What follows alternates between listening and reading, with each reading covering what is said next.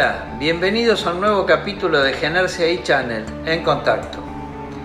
Quiero presentarles en esta oportunidad el accidente eléctrico, pero desde un enfoque diferente, esta vez desde la psicología.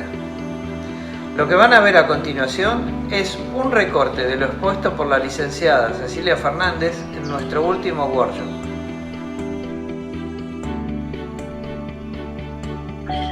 Un trauma es eso imposible de programar, es lo contingente, es lo que sucede de pronto, como un accidente eléctrico que no está programado. Cualquier accidente ocurre y por eso es accidente.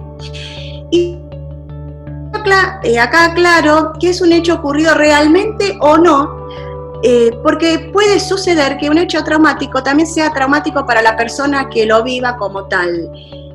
Después voy a ahondar un poquito, pero me gustaría que retengan este tema de que puede ser traumático para una persona un hecho y para otra persona no, o por lo menos no del mismo modo.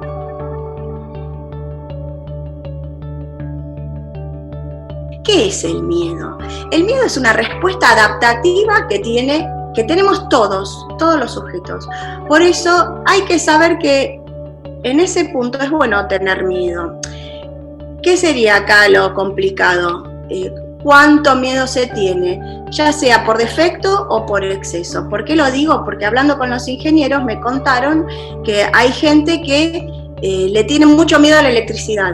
Ese mucho miedo o ese excesivo miedo a la electricidad, a entrar a una sala eléctrica, puede ser que paralice a las personas que no quieran entrar, por eso hablamos de escape y evitación, que no quieran entrar a esa sala. Y tenemos también la otra punta del tema, la falta de miedo. Y la falta de miedo también es riesgosa. ¿Cuándo hay falta de miedo? Y mucha gente a veces que ya se acostumbró a este trabajo en riesgo, que hace muchos años y que sabe mucho, porque sabe mucho de electricidad, pero ese mismo saber a veces le juega en contra en cuanto a mí no me va a pasar nada, yo ya tengo muchos años en esto. Y esta respuesta adaptativa, al tener poco miedo, hace que sea también baja. Entonces, el miedo hay que tenerlo porque es una respuesta, es una manera de actuar y nos cubre o por lo menos minimiza los riesgos, ¿no es cierto? La ansiedad. Entonces, cuando vivimos una amenaza que nos hace sentir angustia y nos hace vivir esta situación de estrés como distrés, hay un intercambio que es dinámico entre el mundo interno y el mundo externo, en este caso sería el mundo laboral, que hace que todo el tiempo esto esté interrelacionándose, ¿sí? Y en el momento de actuar, obviamente, de cómo nos encuentre parados frente a esa amenaza, obviamente que va a tener sus consecuencias, ¿sí? Entonces llegamos a la primera pregunta.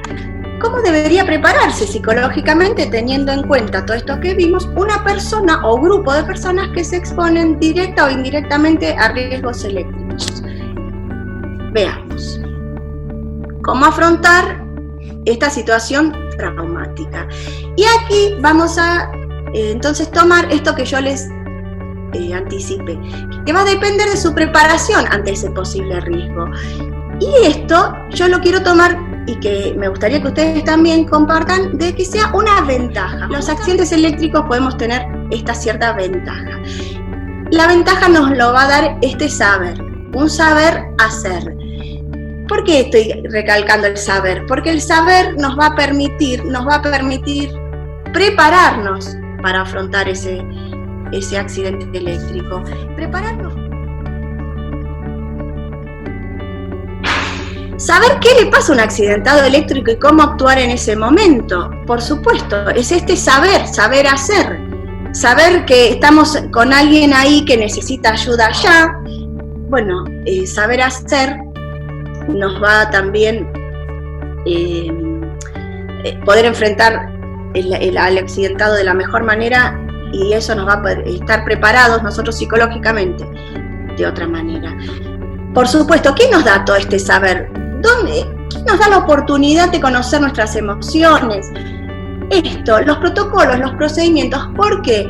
porque nos permite, cuando uno tiene protocolos, procedimientos que nos dicen, nos transmiten ese saber hacer, hay que también saber, el trabajador tiene que pedir que se lo capacite adecuadamente y de una manera adaptada a esa situación laboral, porque justamente eso es lo que nos va a hacer la práctica, el entrenamiento, las simulaciones, los simulacros de situaciones de riesgo, los simulacros de rescates, las acciones, nos van a hacer conocer a nosotros mismos cómo estaríamos reaccionando, y además de aprender para hacerlo de la mejor manera si lamentablemente tenemos que poner en práctica estos conocimientos, ¿sí?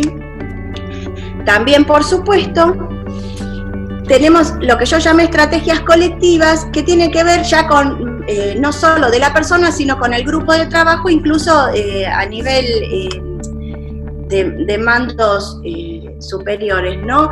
Esto de preocuparse, o de distintos sectores, de preocuparse porque haya unos protocolos, procedimientos, preocuparse por dedicar el tiempo a capacitar al personal, que sea un entrenamiento continuo para saber hacer y saber actuar en el momento oportuno, ese momento de oro, que por algo se llama de oro, saber actuar de la mejor manera posible. En nuestro curso de primeros auxilios en accidentes eléctricos, entrenamos a los equipos de operación y mantenimiento teniendo en cuenta la psicología, la medicina y la seguridad.